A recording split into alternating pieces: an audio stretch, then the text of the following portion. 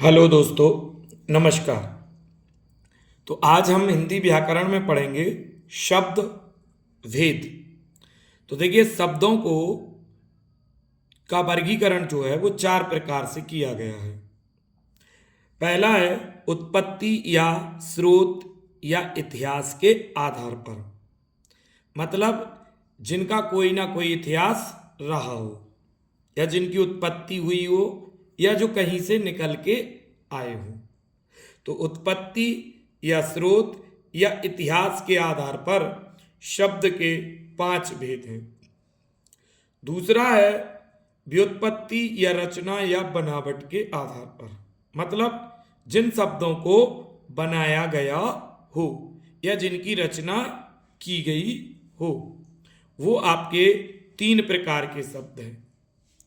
और तीसरा रूप या प्रयोग या व्याकरणिक विवेचन के आधार पर, रूप के आधार पर या उनके प्रयोग के आधार पर या व्याकरणिक विवेचन के आधार पर, ये आपका जो है 2 प्रकार के शब्द हैं। और अर्थ के आधार पर शब्द 4 हैं। तो आइए, पहला हमारा जो है उत्पत्ति या स्रोत के आधार पर, तो या इतिहास के आधार पर हमने आपको बताया कि इनके 5 भेद हैं। और पहला है तत्सम। तो तत्सम शब्द क्या होता है? ये उत्पत्ति या स्रोत या इतिहास के आधार पर पहला आपका जो है वो तत्सम शब्द है। और तत्सम शब्द होते हैं जो संस्कृत भाषा के शब्द हैं, संस्कृत भाषा के शब्द हैं और जिन्हें ज्यों का त्यों इस्तेमाल हम हिंदी में करते हैं। ठीक। तत्सम शब्द, तत्सम शब्द 2 शब्दों से मिलकर बना है। तत् धन शम, तत् धन सम, जिसका अर्थ है समान, अर्थात संस्कृत के समान। जैसे कि देखिएगा, पिता, पिता संस्कृत शब्द है। और प्रकाश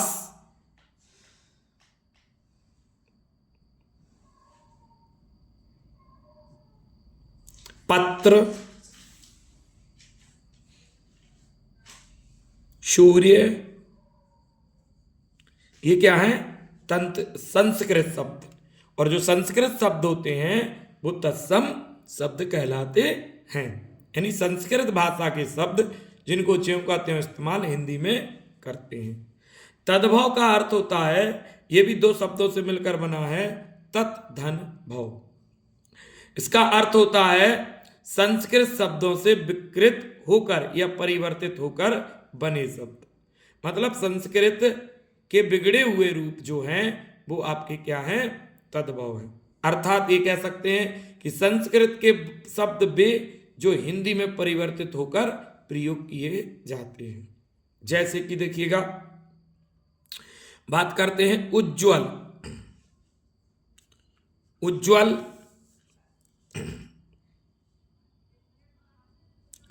ये आपका संस्कृत शब्द है, यानी तत्सम शब्द है। और इसका हिंदी शब्द होगा उजाला। तो ये उजाला शब्द क्या है? तद्भव है। इसी तरीके से देखिएगा, कर्पूर, कर्पूर ये तत्सम शब्द है और कपूर जो है वो तद्भव शब्द है।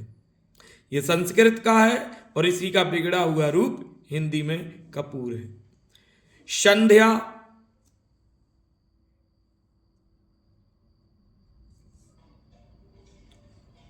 संध्या इसका होता है सांझ। तो आपको समझ में आ गया होगा कि तद्भव क्या है और तत्सम क्या है। संस्कृत के वे शब्द जिनका जैसे कि तैसा हम हिंदी में प्रयोग करते हैं, और तद्भव वे जो संस्कृत के शब्दों का बिगड़ा या परिवर्तित रूप होता है। तीसरा हमारा है देशज या देशी शब्द, ऐसे शब्द जिनकी उत्पत्ति देश में ही हुई हो, वो शब्द देशज हैं। अर्थात जिनकी उत्पत्ति के बारे में हमें कोई पता नहीं है कि इनकी उत्पत्ति हुई कैसे है। वैसे शब्द देशज शब्द होंगे। तो आइए देशज शब्द के बारे में थोड़ा सा एग्जाम्पल से समझते हैं। जैसे कि देखिएगा थैला, अब ये कैसे उत्पन्न हुआ इसके बारे में जानकारी नहीं है, या ये देसी भाषा शब्द हैं, जो खड़ी भाषा शब्द होते हैं वो देशज शब्द होते हैं। जैसे लोटा, टांग, ठेठ, पगड़ी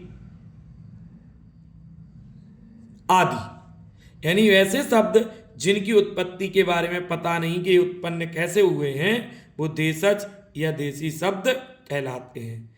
या एक परिभाषा ये भी है कि जिनकी उत्पत्ति देश में ही हुई हो। अगला है विदेशज या विदेशी या आगत शब्द।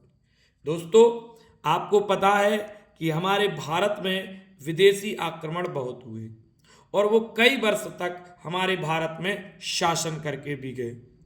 तो वो जो है अपनी भाषा के शब्द यहाँ पर छोड़कर चले गए और वो शब्द आज भी हम हिंदुस्तानी उनका प्रयोग करते हैं। तो ऐसे शब्द जो विदेशी भाषा के हैं वो विदेशज या विदेशी या आगत शब्द कहलाते हैं। जैसे हम भारत में जो है बहुत सारे शब्द, जैसे हिंदी में ही, हिंदी कोई एक भाषा अब नहीं रह गई, हिंदी जो है कई भाषाओं का समूह हो गया है। तो हिंदी में हम फारसी शब्दों को, फारसी जो शब्द हैं फारसी भाषा के, हिंदी में हम 3500 वर्ड यूज करते हैं। आज भी हम फारसी शब्दों का इस्तेमाल, 3500 शब्दों का इस्तेमाल करते हैं। और अंग्रेजी भाषा के जो शब्द हैं वो 3000 शब्द हैं जिन्हें आज भी हम आमतौर पर बोलते हैं। और अरबी भाषा के जो शब्द हैं वो आपके 2500 से अधिक शब्दों का इस्तेमाल करते हैं। और कई छोटी छोटी भाषाएं हैं, तुर्की, पश्तो, पुर्तगाली, रूसी, ये सारे आपके विदेशी भाषाओं के शब्द जो हम यहाँ पर आज भी बोल रहे हैं, इस्तेमाल कर रहे हैं, वो आपके जो है विदेशज या विदेशी या आगत शब्द हैं। जैसे कि देखिएगा हम बोलते हैं कि डॉक्टर को दिखाने जा रहे हैं, तो डॉक्टर हमारी भाषा का शब्द नहीं है, ये विदेशी शब्द है, अंग्रेजी का शब्द है। तो लेकिन आमतौर पर हम बोलते हैं कि डॉक्टर। इसी तरीके से ऑफिसर, हॉस्पिटल, कैप्टन, ये शब्द आपके विदेशी भाषा के शब्द हैं जिनका इस्तेमाल आज हम यहाँ पर करते हैं। और अगला है शंकर शब्द। शंकर शब्द क्या है? दो भाषाओं से मिलकर बने शब्द शंकर शब्द होते हैं, या दो से अधिक भाषाओं से मिलकर बने शब्दों को हम क्या कहते हैं दोस्तों? शंकर शब्द कहते हैं। दो से अधिक भाषाओं से मिलकर बने शब्द क्या कहलाते हैं? शंकर शब्द। जैसे कि देखिएगा एग्जाम्पल से समझते हैं। छाया, छाया भैया जो है आपका संस्कृत भाषा का शब्द है, और दार जो शब्द है वो आपका फारसी भाषा का शब्द है। दोनों को मिला देते हैं तो छायादार बन जाता है। छायादार मतलब दो भाषाओं से मिलकर बने शब्द शंकर शब्द कहलाते हैं। जैसे रेल आप जानते हैं ये अंग्रेजी शब्द है, और गाड़ी हिंदी शब्द है। दोनों को मिला देंगे तो क्या होगा दोस्तों? रेलगाड़ी। सील बंद, सील जो शब्द है वो अंग्रेजी है, और बंद जो शब्द है वो आपका फारसी है, तो मिला के सील बंद हो गया। यानी दो से अधिक भाषाओं से मिलकर बने शब्दों को शंकर शब्द कहते हैं। दोस्तों दूसरा जो शब्दों का भेद है या वर्गीकरण वो व्युत्पत्ति, रचना या बनावट के आधार पर है। तो पहला है रूढ़ शब्द। रूढ़ शब्द वे शब्द होते हैं जिनके तोड़ने पर अर्थात उनको अलग करने पर उनका कोई अर्थ नहीं बनता, लेकिन अगर हम उन्हें मिला देते हैं तो एक कोई शब्द बन जाता, सार्थक शब्द बन जाता है। जैसे देखिएगा घर, अगर हम घा को और रा को अलग कर दें तो इनका कोई अर्थ नहीं है, लेकिन मिला दें तो एक विशेष अर्थ बन जाता है, वो आपका रूढ़ शब्द कहलाता है। मतलब कि तोड़ने पर कोई अर्थ ना हो और जोड़ने पर कोई ना कोई अर्थ अवश्य बन जाए, ऐसे शब्दों को रूढ़ शब्द कहते हैं। सेकंड है यौगिक शब्द। यौगिक शब्द वे शब्द कहलाते हैं जिनको तोड़ने पर भी अर्थ होता है और मिला देने पर भी एक विशेष अर्थ बनता है। जैसे देखिएगा, एक शब्द आपको बता रहे पीतांबर, अगर हम इनको तोड़ेंगे तो पीत और अंबर बनेगा। तो देखिएगा, पीत का अपना खुद का अर्थ है, पीत माने पीला और अंबर माने आकाश, यानी इन दो शब्दों को तोड़ दिया तब भी इनके अलग अलग अर्थ हैं, और एक साथ मिला दिया तो पीतांबर हो गया। अर्थात कहने का मतलब यह है कि ये पीले वस्त्र वाला हो गया। तो यौगिक शब्द वे होते हैं जिनके तोड़ने पर भी अर्थ होता है और मिला देने पर भी अर्थ होता है। तोड़ने के बाद जितने शब्द निकले उन सब शब्दों के कोई ना कोई अर्थ अवश्य होते हैं, और मिला देने पर कोई एक विशेष अर्थ बन जाता है। तीसरा है व्युत्पत्ति या रचना के बनावट के आधार पर योगरूढ़ शब्द। दोस्तों, योगरूढ़ शब्द वे कहलाते हैं जिनके दोनों पद अप्रधान होकर एक तीसरा पद जो है वो प्रधान हो जाता है। जैसे हमने आपको पिछली वीडियो में बहुव्रीहि समास बताया था, तो बहुव्रीहि समास के जो सारे उदाहरण थे वो योगरूढ़ शब्द होते हैं। जैसे एक आपको बताते हैं नीलकंठ, अर्थात नीला है जिसका कंठ, यानी इसमें क्या होगा दोस्तों, शिव। तो देखिएगा, नील और कंठ दोनों पद अप्रधान हो गए और एक तीसरा पद आके प्रधान हो गया शिव। तो यहां पर दो पद जो दिए हैं वो अप्रधान होके एक तीसरे पद की ओर इशारा करते हैं, ऐसे शब्दों को हम योगरूढ़ शब्द कहते हैं। दोस्तों, हमारा तीसरा जो भेद था शब्दों का, वो रूप या प्रयोग या व्याकरणिक विवेचन के आधार पर था। तो ये दो प्रकार के शब्द होते हैं, विकारी और अविकारी। तो विकारी शब्द वे होते हैं जिनमें विकार यानी परिवर्तन हो जाए, संज्ञा, सर्वनाम, विशेषण, क्रिया के आधार पर क्रिया में जोड़े जाते हैं। कौन से शब्द, विकारी शब्द। जैसे कि देखिए, लड़का का लड़की हो जाएगा।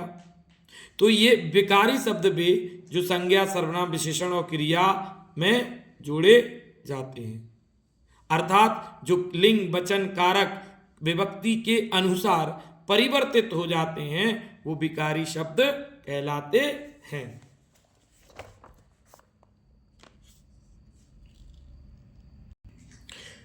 और दूसरा है अविकारी शब्द। अविकारी शब्द वे होते हैं जो आपके संज्ञा, सर्वनाम, क्रिया और कारक के लगने के बाद भी उनमें कोई परिवर्तन नहीं होता है, अर्थात जो शब्द बदले नहीं जाते हैं किसी भी कारण से, उन्हें ज्यों का त्यों इस्तेमाल किया जाता है, वो आपके अविकारी शब्द होते हैं और ये अव्यय में जोड़े जाते हैं। देखिएगा, पद के आपके जो है 5 भेद होते हैं, संज्ञा, सर्वनाम, विशेषण, क्रिया और अव्यय।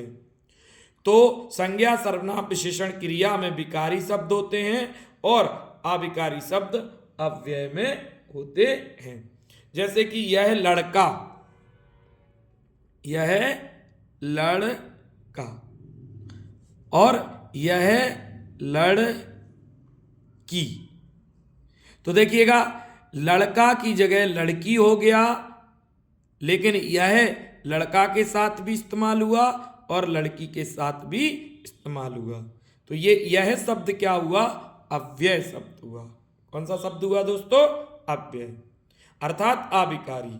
तो रूप, प्रयोग या व्याकरणिक विवेचन के आधार पर जो आपके शब्द हैं वो दो हैं, विकारी और अविकारी। और चौथा हमारा है अर्थ के आधार पर। तो अर्थ के आधार पर पहला है एकार्थी शब्द। एकार्थी शब्द जिनका दुनिया में सिर्फ एक ही अर्थ होता है वो एकार्थी शब्द कहलाते हैं। जैसे गंगा, तो देखिए गंगा एक नदी है, इसके अलावा गंगा का कोई अर्थ नहीं है। अर्थात दुनिया में एक ही अर्थ है गंगा। तो जिनका एक ही अर्थ होता है वो आपके एकार्थी शब्द कहलाते हैं। जैसे कि मार्च, मार्च देखिए एक महीने का नाम है, तो इसका दुनिया में एक ही अर्थ है माह। तो जिनका दुनिया में एक ही अर्थ होता हो वो एकार्थी शब्द हैं। और अनेकार्थी जिनके एक शब्द के कई अर्थ होते हैं। जैसे कि देखिए हार, हार का एक अर्थ तो माला होता है और एक अर्थ होता है पराजय। पराजय मतलब एक से ज्यादा अर्थ होते हैं वो अनेकार्थी होता है। अगला है समानार्थी या पर्यायवाची शब्द।